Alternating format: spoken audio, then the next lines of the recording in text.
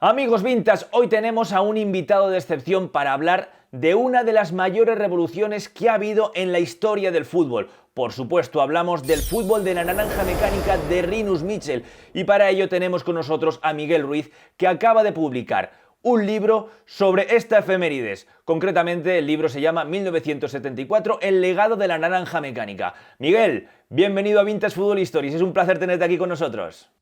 Muy buenas, Alfonso. Un placer estar con vosotros. Un placer sentarme a hablar de fútbol, como estábamos comentando off the record, y un placer, obviamente, hablar de esa Países Bajos de los años 70, que supuso una revolución para todo el fútbol que vendría. Bueno, tú eres periodista y gran conocedor de la historia del fútbol. Has colaborado y colaboras con diversos medios como Balón en Profundidad, Esfera Sports, La Media Inglesa, canal de YouTube reconocido donde los haya.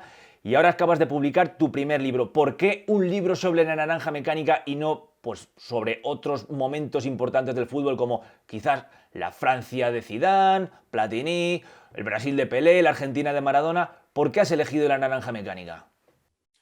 Bueno, pues es bastante sencillo realmente. Me lo propuso Alberto Cosín a través de la editorial Libro Fútbol, que es a ellos a los que debo el agradecimiento, ¿no?, por poder publicar mi primer libro. Pero bueno, el enfocarme un poco en la naranja mecánica y en lo que supuso esa generación viene también un poco por influencia paterna, ¿no? Al final se dice que el fútbol es sentimiento, es esencia y en muchos casos también tradición, ¿no? Y bueno, mi padre es un enamorado del Fútbol Club Barcelona. Mi padre nos ha transmitido un poco a todos los hermanos esa esencia, ¿no?, por el cruyffismo, por lo que supuso también para un club al que seguía. Y obviamente, ¿no?, esa cercanía, ¿no?, al mito de Johan Cruyff y obviamente a Rinus Michels, ¿no?, en la época que estuvo en el Barcelona. Creo que también a todos nosotros, en nuestra familia, de alguna manera nos ha acercado a ese mito y nos ha acercado a esa revolución táctica que, bueno, a mí como periodista y como aficionado al fútbol histórico, pues siempre me ha llamado mucho la atención, ¿no? Al final tener la oportunidad de escribir de esta generación en castellano, cuando hay tan poco escrito sobre esta selección, me parecía una oportunidad que no podía dejar pasar. Ahora hablaremos de las influencias de la naranja mecánica en el Fútbol Club Barcelona, con Johan Cruyff, por supuesto. Pero lo primero de todo, ¿qué podemos encontrar en tu libro? Esa persona que va a la librería y lo compra, ¿qué es lo que se va a encontrar? Bueno, se va a encontrar un libro que trata de no hablar solo de fútbol, ¿no? A mí no me interesaba contar los partidos en sí, no me interesaba contar que este se la pasa a este y que termina en gol por este. Yo quería ir un poco más allá, ¿no? Es cierto que profundizo mucho en el Mundial, lo que sucedió en los partidos de la naranja mecánica, lo que sucedió también alrededor para que se produjera la final que se produjo y obviamente las consecuencias que tuvo ese Mundial, ¿no?, a nivel de rendimiento, victoria, derrota, ¿no? Pero sí que yo quería ir un poco más allá, quería que fuera un libro que hablara del contexto que favorecía que a esta selección se la vea hoy por hoy como se la ve, ¿no? No es fácil que 50 años después de que suceda un evento como el del Mundial del 74 en Alemania Federal, se siga hablando de una selección que además perdió el Mundial, ¿no? Además, eso. Ese es el tema, ¿no? Y bueno, yo creo que esta selección tenía los suficientes matices que no eran únicos de la Países Bajos de los 70, pero que sí que de alguna manera condujeron a esa revolución táctica que vino en años posteriores. Entonces, ¿qué se van a encontrar? Pues una serie de capítulos analizando un poco contextualmente algunos protagonistas de esa selección y de sus rivales en el camino que supuso también pues, que el legado de la naranja mecánica fuera tal. Qué bueno. Me consta que has contado con colaboradores de renombre, algunos de ellos conocidos en el canal, por supuesto. Bueno, sí, la verdad es que he tenido la suerte de contar con mucha gente, con amigos que se han prestado a echarme una mano, ¿no? Muchas veces sobre la propia Países Bajos, otras veces sobre sus rivales, ¿no? He tenido la suerte de hablar con Eduardo Ustaritz, con Kundera, muy conocido en Twitter, gran colaborador de Ecos del Balón, Sergio Vilariño, David Mata, he hablado con Carlos Castellanos, con Matías Palacios. Y he hablado con un montón de gente, he hablado incluso con Auke Kok, uno de los biógrafos de Johan Cruyff. Bueno, Sí que tengo, bueno, la suerte de contar con muchos nombres que me han ayudado a que el relato que yo quería contar pues se enriqueciera, ¿no? Porque al final son gente que sabe muchísimo del fútbol histórico y yo creo que de la conversación surgen cosas siempre que no pueden surgir de la propia consideración de unos datos estadísticos, de unas historias que tú mismo lees, ¿no? Yo creo que de la conversación surgen Las mejores, yo creo, ¿eh? propias, ¿no? Las Exactamente. mejores cosas yo creo que salen de ahí, ¿eh? Vamos, como periodista, yo también lo pienso así, desde luego. Sí, sí, sí. ¿No? Yo lo tengo clarísimo.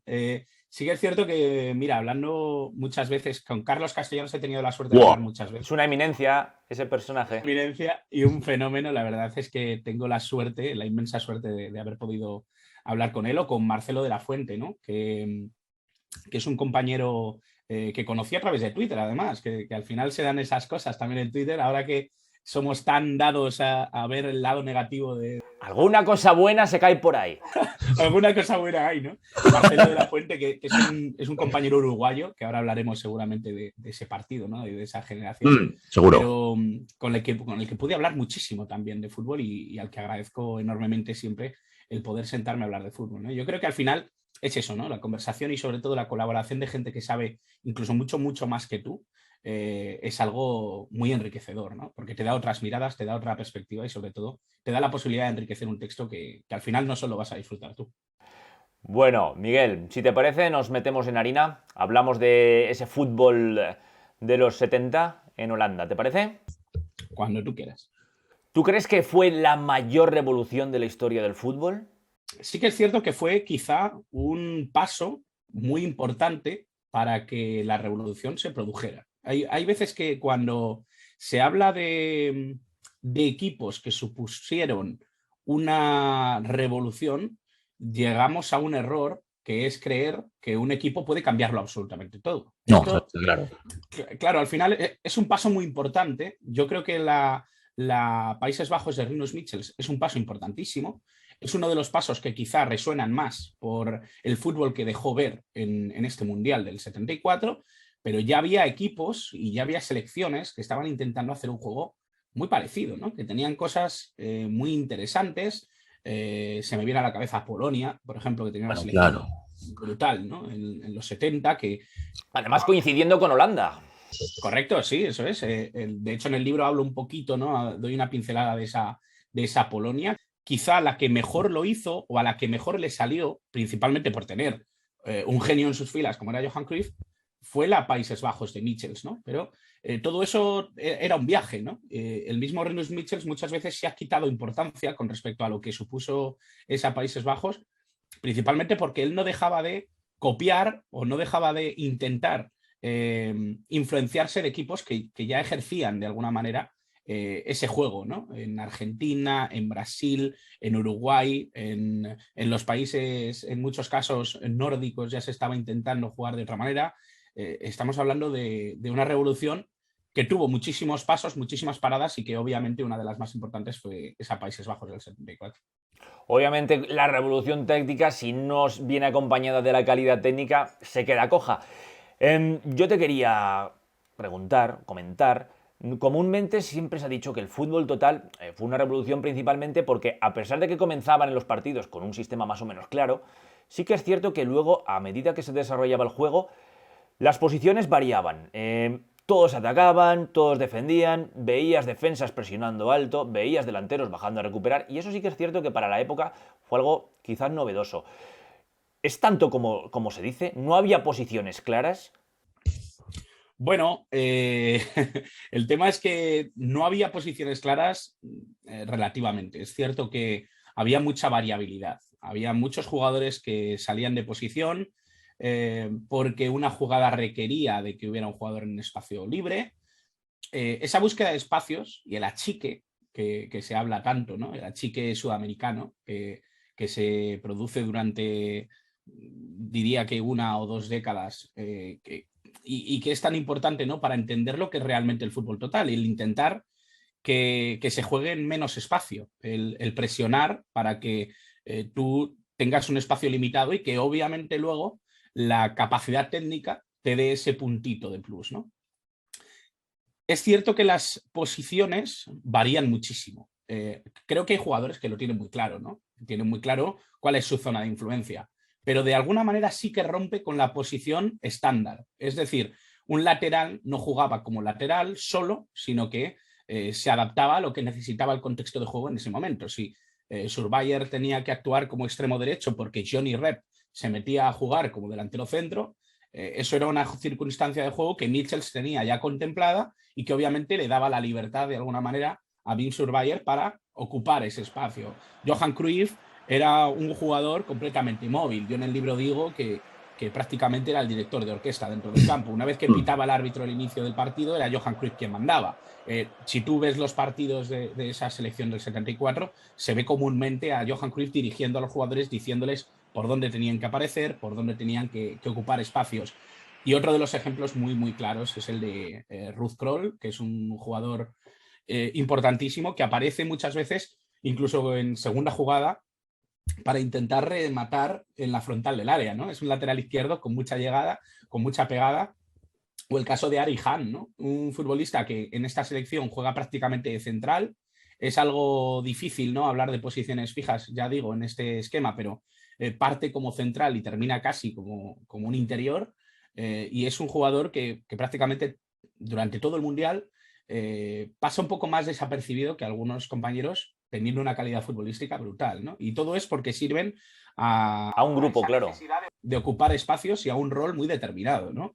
Rensenbrink es ese jugador al que de alguna manera se condena un poco al espacio de la banda, porque Johan Cruyff necesita transitar por zonas intermedias, por moverse por todo el campo. Johnny Rep viene muy bien, o es muy útil porque se mete muy bien a esa posición de delantero centro, que además tiene mucho acierto en los remates de cabeza. Bueno, al final es que es una selección muy móvil, precisamente por esa indefinición de los roles, de las posiciones, no tanto de los roles. No, de los roles, exactamente.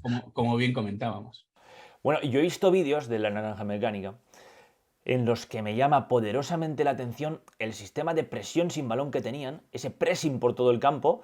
Es que me recordaba un poco a esos soldados que van poco a poco avanzando y van tejiendo una tela de araña hasta enmarañar al rival. O sea, es que hay vídeos que se ve muy claro como poco a poco van achicando espacio y van avanzando líneas. Y eso para la época, la verdad que no se veía, esa presión sin balón. Eso sí que fue muy novedoso y es que se ve muy claro en muchos vídeos, ¿eh?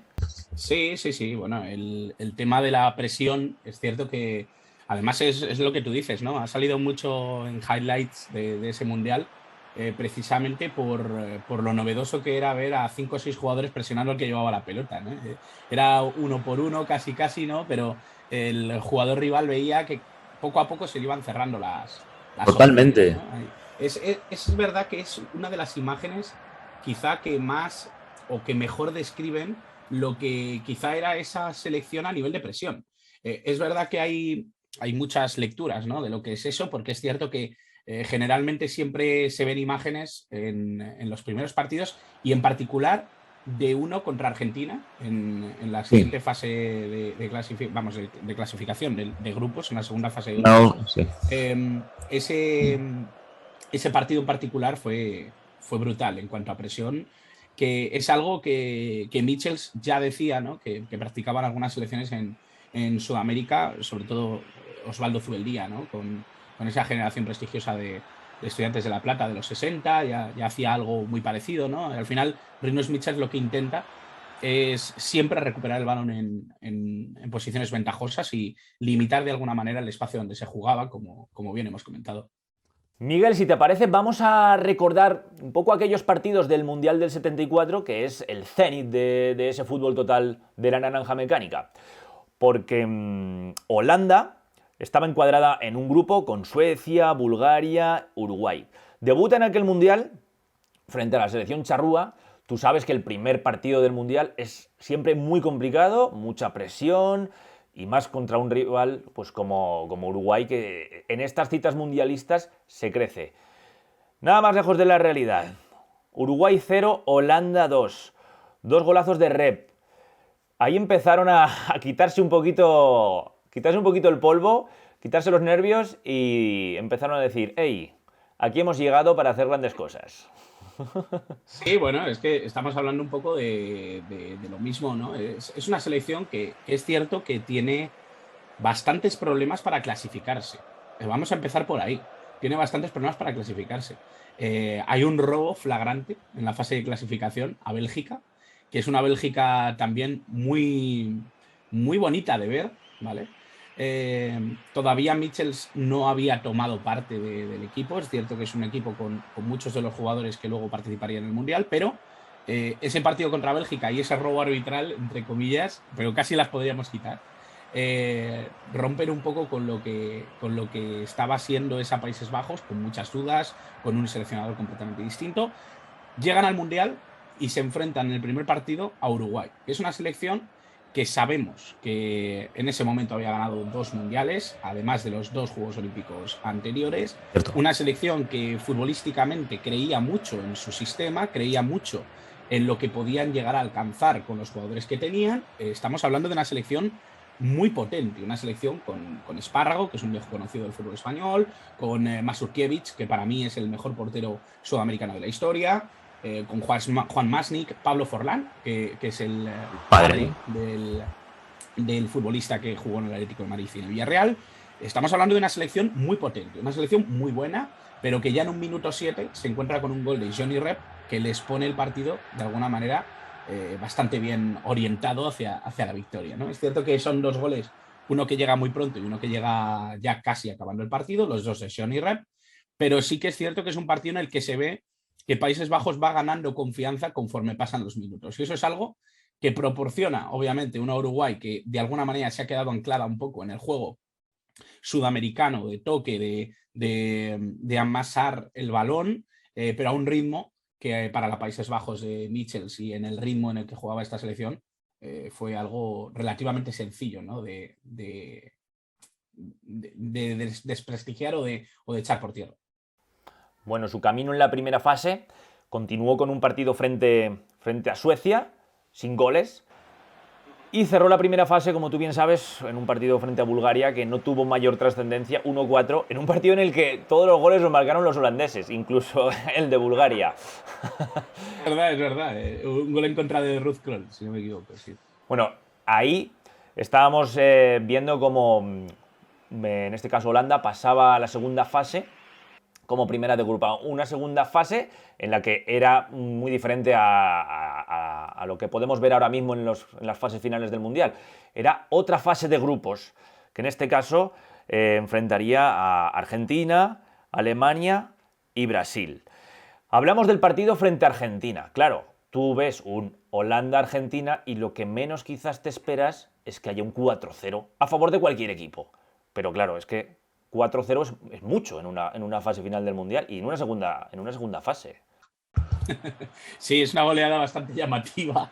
Es cierto que, bueno, es una Argentina también un poco ¿cómo decir? Una Argentina un poco primitiva. En transición, podríamos decir. Sí, una transición bastante dura, porque es cierto que, bueno, sabiendo y a toro pasado, ¿no? Pues todos somos muy, muy listos y de decir, bueno, es que claro, luego en el 78 gana el Mundial Argentina. Pero claro, que hay que entender que estaban en un punto en el que el conglomerado de la selección no era quizá tan profesional como exigía un Mundial, ¿no? Un Mundial de las características de los que estamos viendo. Es cierto que en ese momento la dirigía Vladislav Kapp, que era un entrenador que lo que hacía básicamente era coger un poco los jugadores que más le convenían para cada posición, un poco a los mejores que consideraba un grupo de entrenadores. Y esto obviamente después del Mundial 74 cambió con la llegada, como todos sabemos, de Menotti y de todo cómo reestructuró después de su etapa en Huracán. Pero ese partido, ¿no? Ese Holanda 4, Argentina 0, sí que es cierto que rompe un poco con lo que todos imaginamos de un choque entre estas 2 selecciones, ¿no? Que además hemos visto replicado en varios mundiales, ¿no?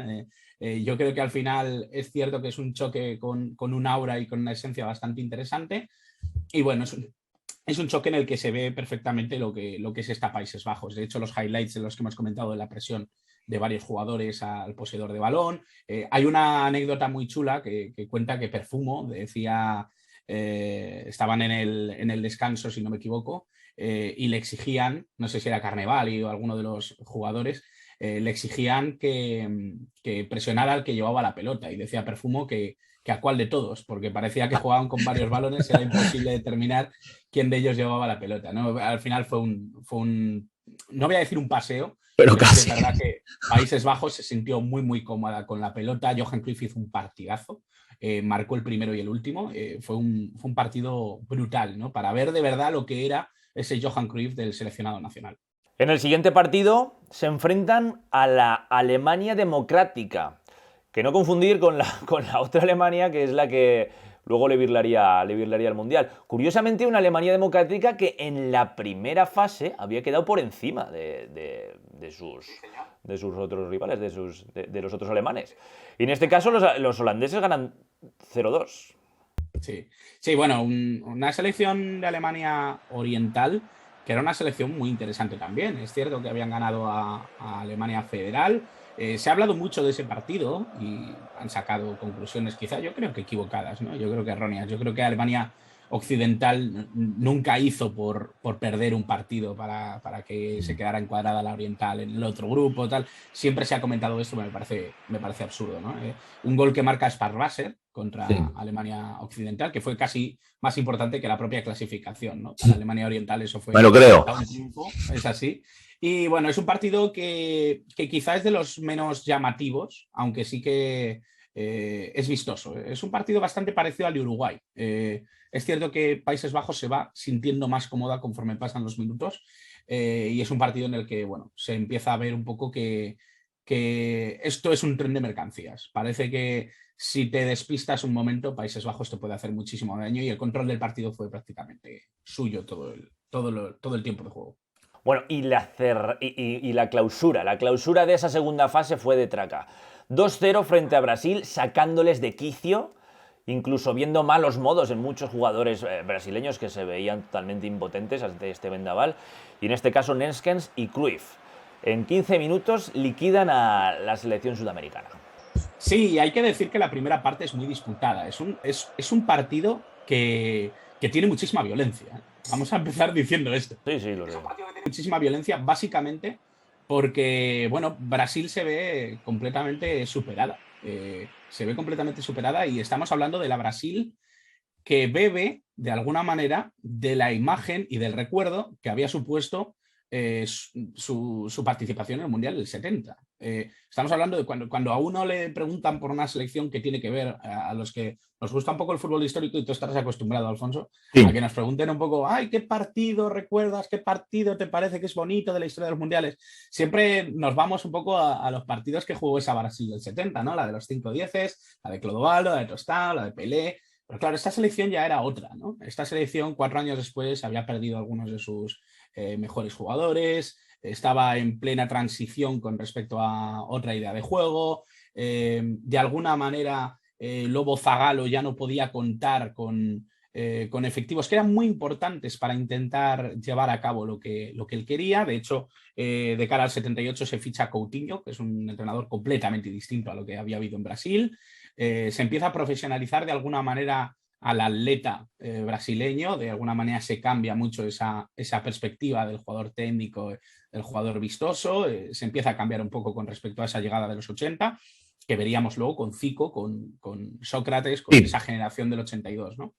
Sí que es cierto que es una Brasil que no llega a lograr una identidad propia, eso sí que es cierto. Claro, es cierto que todavía vive del recuerdo, de alguna manera, ¿no? Hay jugadores muy buenos, como son Rivellino, como es Jairzinho, ¿no? Ya están en otra esfera, ¿no? Rivellino ya llega con una edad mucho más avanzada, ya no tiene la soltura, ¿no? Que se les veía, obviamente ya no es lo mismo sin jugar con alguno de los compañeros que tenían en el 70, y bueno, ya empiezan a perder los nervios, ¿no? Es cierto que hay varios minutos en los que parece que eso es una batalla campal, ¿no? Es pegar por pegar prácticamente, y es cierto que, bueno, de alguna manera solventa en muy poquitos minutos Países Bajos la papeleta, y con suerte, porque realmente, bueno, era el partido que quizá sí que le hicieron temblar las piernas a Michels y a los suyos. Era un partido que de alguna manera sí que reflejaba lo que podía ser el cambio de rol de lo que había sido Sudamérica hasta los 70 y de lo que iba a ser a partir del 74. Afortunadamente, para los amantes del fútbol de salón, vamos a dejarlo así, para los amantes del fútbol de salón, Holanda pasa a la final, una final frente al conjunto anfitrión. A mí me llama muchísimo la atención el primer gol de ese partido. Es algo increíble. Esto yo lo pondría en las escuelas de fútbol ahora mismo, de verdad. Tocan, tocan y tocan hasta que Johan Cruyff se adentra en el área, quiere romperla, le hacen falta dentro del área, penalti. Realmente esto es un ejemplo un poquito de lo que era esa Holanda, ¿no? O sea, es que es fútbol total. Sí, y yo creo que más incluso que el que todos los jugadores participen, que además es verdad que incluso John Blade participa en esa jugada, es sobre todo lo que hemos comentado al principio de los roles. Johan Cruyff en esa jugada baja más allá del medio campo, Cierto. recibe el balón de Riesbergen. En esta jugada, Johan Cruyff resuelve hacer una diagonal hacia el área con el balón de conducción. No sé si se pasa 2-3 jugadores y al final creo que es Bertie Vogts el que le hace penalti en el área. Y obviamente, bueno, pues esto cambia la película desde el punto de vista psicológico, incluso para Países Bajos, ¿no? Primer minuto de partido. Exactamente, marca Neskens como había hecho durante todo el Mundial. Neskens tiró todos los penaltis de Países Bajos, metió los que tenía que meter y bueno, el partido cambia. El partido cambia y eso es algo que, bueno, hay un libro que ya os recomiendo si lo podéis consultar, ¿no? Que Claro. es un libro que escribe, bueno, que escribe o que le escriben a Johan Cruyff nada más terminar el Mundial, que se llama Mundiales 74, en el que habla de que psicológicamente ese gol les hizo daño. Es muy pronto y ellos pierden de alguna manera el hambre competitivo que tenían hasta entonces. De alguna manera Brasil había supuesto el saber que habían reafirmado lo que eran como equipo, que se habían convencido a sí mismos de que podían ganar a cualquiera. Y ese partido justo antes de la final y ese gol tan temprano... Demasiada confianza, ¿no? Les hizo pensar que el partido estaba hecho. Exactamente. Y estamos ante una Alemania brutal. Una Alemania, pero terriblemente buena. En el 72 habían ganado la Eurocopa con un juego bestial, con Gerd Müller en estado de gracia. Al Bayern de Múnich también había ganado la Copa de Europa. El fútbol alemán nunca había estado más fuerte por aquel entonces. Jamás, eso es. Y vuelven a llegar en la Eurocopa en el 76, que pierden contra Checoslovaquia, en el famoso gol de Panenka. Estamos hablando de una Alemania que llega prácticamente a todas las finales en aproximadamente 10 años. Graso error el confiarse. Exactamente, eso es. Ahí está, ¿no? Ahí está un poco el matiz que habla o que recuerda a Johan Cruyff nada más terminar ese Mundial y me parece que es básico, ¿no? Se confían, pero es que Alemania logra darle la vuelta al marcador en la primera parte. Primero con un penalti de Paul Breitner y luego con el torpedo Müller. ¿Qué pasó para que esos delanteros holandeses, bueno, esos delanteros, esos centrocampistas, esos defensas, porque era fútbol total, no pudieran superar a Maier en ningún momento de toda la segunda parte? Bueno, Maier estuvo excelente, fue el partido de su vida. Tiene un par de ocasiones muy claras, una de ellas de Surveyor, un remate prácticamente dentro del área que para de una manera inexplicable, que hubiera supuesto el 2-2. Gerd Müller, ¿qué vamos a decir de él? ¿No? Es un jugador que cada ocasión la aprovecha. Breitner, que hay que valorarle, que nadie quería tirar ese penalti. No quería nadie. Vamos a empezar diciendo que Breitner ni siquiera era lateral izquierdo y que jugaba de lateral izquierdo porque se consideraba que tenía que jugar sí o sí porque era buenísimo y le metieron en el lateral izquierdo, pero no era lateral izquierdo. O sea, era un jugador que cuando nadie quería la pelota en el punto de penalti contra una Países Bajos, que tenía un portero que podía generar muchísimas dudas, como John Blade, no quería nadie tirar ese penalti. La presión contra una Países Bajos de estas características era brutal. En una final. En una final. ¿Qué pasó en la segunda parte? Pues básicamente pues lo que pasa cuando tienes un portero como Sepp Maier, ¿no? que fue estrella prácticamente en toda su etapa como jugador, y que luego tienes delanteros que no tienen de alguna manera ese punch goleador y que necesitan muchas ocasiones para generar una clara, ¿no? Es cierto que Johan Cruyff no estuvo especialmente inspirado en la segunda parte, no tuvo grandes ocasiones, estuvo muy bien rodeado por los defensas alemanes. Resenbrich venía de lesión, había jugado ya renqueante, el partido contra Brasil de hecho le hizo ya mucho más daño, jugaba tocado, de hecho se va en el minuto 40 y pico, si no me equivoco, ya en la segunda parte se tiene que ir del partido, no sé si entra Van de Kerkhoff, si no me equivoco. Sí. juega lesionado. Por lo tanto, ya ahí tienes ciertos jugadores que no están a pleno rendimiento. Johnny Rep no tiene suerte de cara a gol. Lo que encontramos es una selección neerlandesa que había presumido de alguna manera de jugar sin 9, que necesitaba en ese momento un 9, ¿no? En la segunda parte quizás si hubiera tenido un gran goleador, ¿no? Ya no necesariamente un jugador, un ariete, ¿no? Como se podía decir en la época, pero yo que sé, un Van der Quilgen, ¿no? Que había sido importantísimo, Mr. PSV, pues podría haber dado alguna oportunidad más a que Países Bajos tuviera algún recurso diferente para intentar romper la portería de Maier. Bueno, el hecho de que Holanda no ganara no hace sino acrecentar ese aura nostálgica de ese gran equipo. Yo tengo que reconocer que, obviamente por edad no vi ese mundial, pero cuando era pequeño me ponía las cintas de historia de los mundiales y tenía una sensación de injusticia ya con 7, 8 años que lo empezaba a ver. Yo creo que era la primera gran injusticia futbolística que sentía. Fíjate lo que te digo. Y estaba viendo los resúmenes de los mundiales. Me dio pena, me dio mucha pena, incluso sin haberlo vivido. Te lo digo de verdad, ¿eh? Es normal, es normal. Es que al final, bueno, de alguna manera, Países Bajos sí se podía decir que hasta el partido de Alemania Federal había merecido ser considerada la gran favorita, ¿no? de este torneo. Es cierto que, bueno, dejamos otras en el tintero, ¿no? Como podía ser Polonia, ¿no? Que además Polonia contra una Brasil muy grande. En el tercer y cuarto puesto, si no me equivoco, gana con gol de Lato. Lato se salió aquel mundial. Se salió aquel mundial junto con Deina. Ya digo que faltaba Lubanski, pero estaban Deina y Lato. El otro día me decía Vilariño que sin Lubanski Deina brilló mucho más.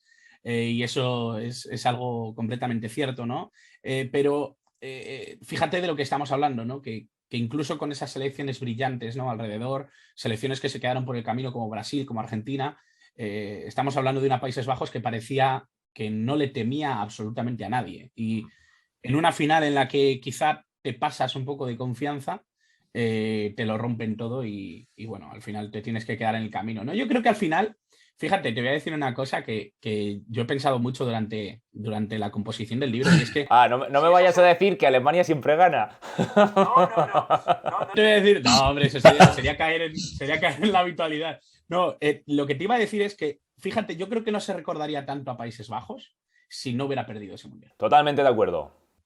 El tema es ese, ¿no? Yo creo que al final tenemos cierta... Bueno, los que somos un poco liristas, tenemos cierto contacto, cierto cariño a los equipos que están cayendo, ¿no? En la orilla, ¿no? Entonces, se quedan ahí y yo creo que eso también lo hizo especial, ¿no? Yo creo que esos Países Bajos, hombre, si le preguntas a cualquiera de los jugadores que jugaron ese mundial, pues te van a decir que vete a... Sí, totalmente.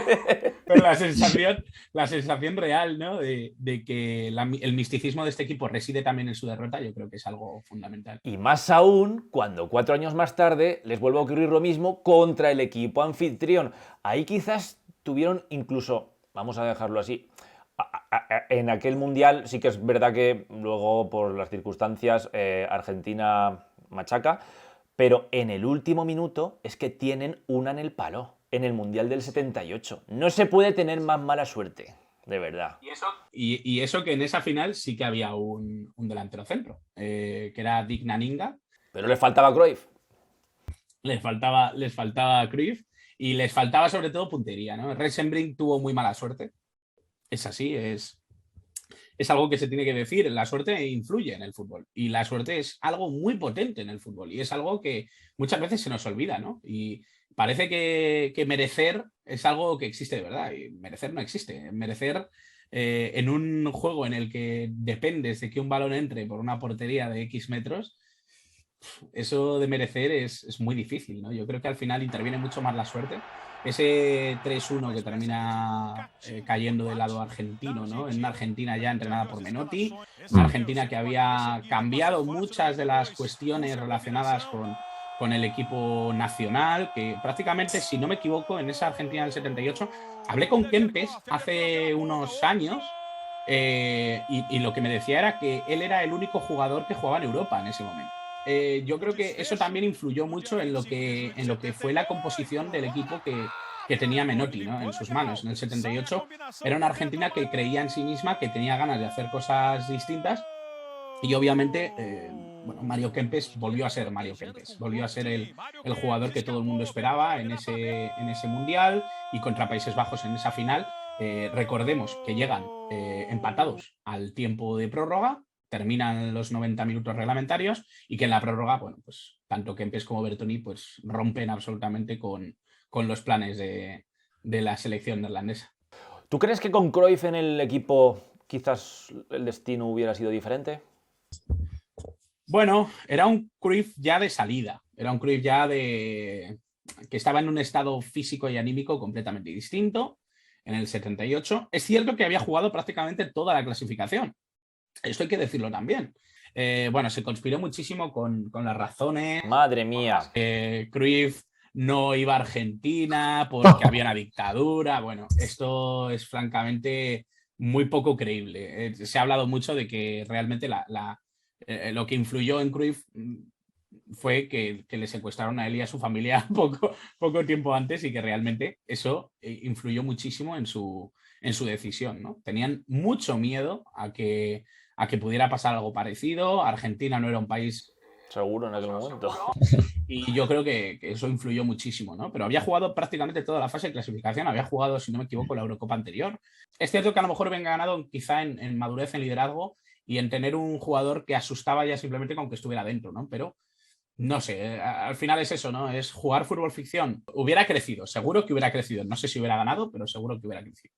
Volviendo un poco a Rinus Michel, he llegado a leer por ahí, yo no sé hasta qué punto será cierto, que Johan Cruyff tampoco estaba muy convencido de ese sistema. Consideraba que tenían jugadores con la suficiente calidad como para jugar de otra manera.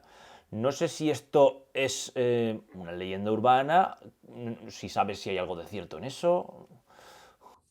Bueno, Johan Cruyff era un jugador eminentemente rebelde. Era díscolo total, sí, sí.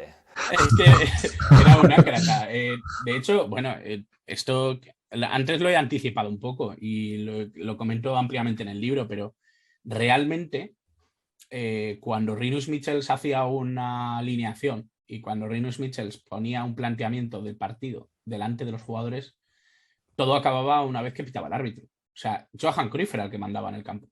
Era así. Y Johan Cruyff era entrenador prácticamente cuando jugaban juveniles en el Ajax. O sea, es que era un jugador que el entendimiento profundo del juego que tenía le hacía ser un líder ya no solo a nivel futbolístico, ¿no?, por calidad, sino también a nivel de visión, a nivel de estrategia. Y yo creo que eso influyó muchísimo en que tuviera dudas con prácticamente todos los entrenadores con los que estuvo. Era un entrenador que gustaba mucho de hablar con sus jugadores en su etapa pues, en Barcelona, ¿no?, y en el Ajax. Y era un jugador que le gustaba mucho discrepar con los entrenadores que tuvo en su etapa de jugador. Eso es así. Bueno, luego lo vimos como entrenador también.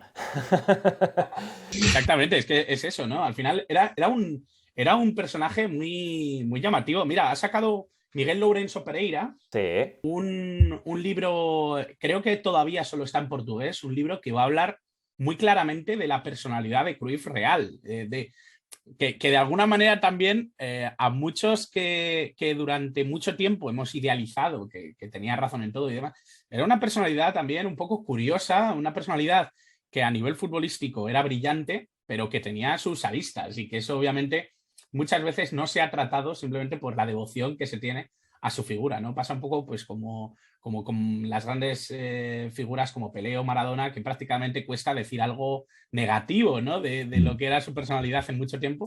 Yo creo que al final con Cruyff pasa un poco lo mismo, ¿no? Y yo creo que Miguel en ese libro, ojalá lo traduzca un poco pronto a castellano, hago un llamamiento desde aquí, ya se lo diré de nuevo, para que lo traduzcan a castellano, porque me parece que es una obra que va a resolver muchas dudas y que sobre todo nos va a dar una muestra clara de lo que era de verdad Johan Cruyff a nivel de carácter. Pues ahí queda ese apunte.